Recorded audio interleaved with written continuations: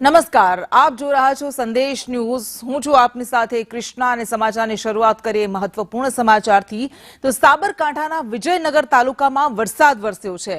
પ્રતાપગઢ કાલવણ વિસ્તારમાં કમોસમી વરસાદ વરસ્યો। વિરેશ્વર સહિતના ગામોમાં વરસાદી માહોલ જામ્યો છે।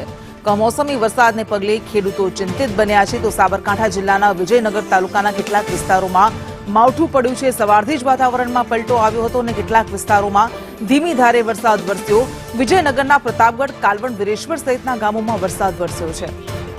વધુ વિગત સાથે સંવાદદાતા હિતેશ રાવલ જોડાઈ ગયા છે। હિતેશ, ભર શિયાળે માવઠાની આગાહી હતી અને માવઠું વરસી પણ રહ્યું છે।